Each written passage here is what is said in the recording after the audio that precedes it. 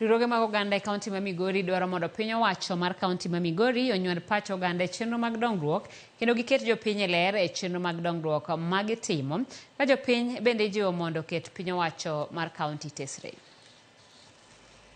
Ywak osebedo ma bende koro piny owacho malo kaachiel kod piny owacho mag counties tiyo kod omenda moket tenge ne wechego mag dongruok.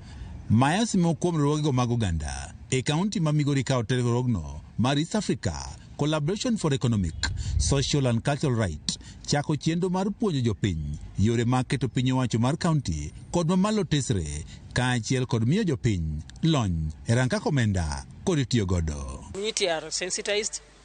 At the moment, the cacao market is ongoing. So the committee is aware of what is going on and they are able to ask questions from what we have done with the community.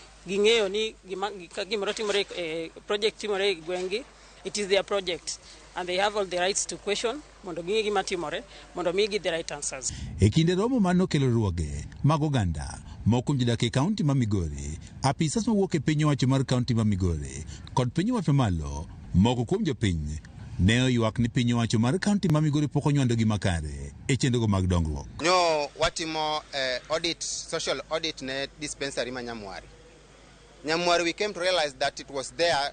It was started 2015. To date, Nyamwari is not even open. Kidi Kanyan and a good building, everything is there, a good structure. But Nyamwari is not operating. Why?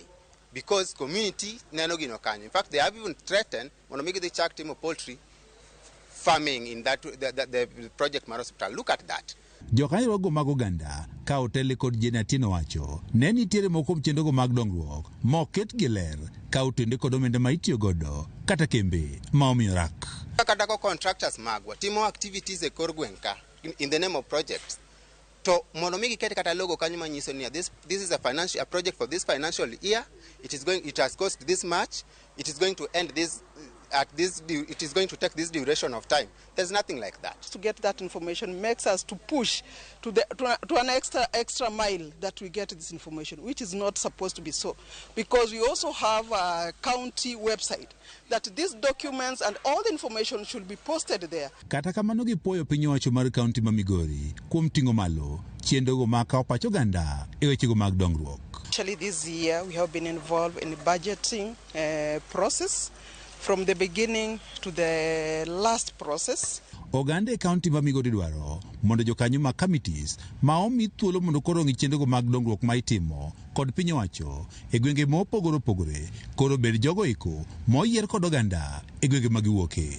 Dongruok mitimo jopiny okomi nafas maber mar chung' e ratiro mar dongruok mag dongruok public project management committees. Jopiny kamitime gimoro jopiny mane area no emimiyo nafas mondo gine magihakikisha ni gimitimo kanyo no timore e wang'e. Riwruoge mag oganda ji oganda e kaonti ma Migori mondo wuog oko mane omenda moket ni chenrogo mag dongruok koro tigo e yono mowinjore. Juma, Ramogi TV, Migori.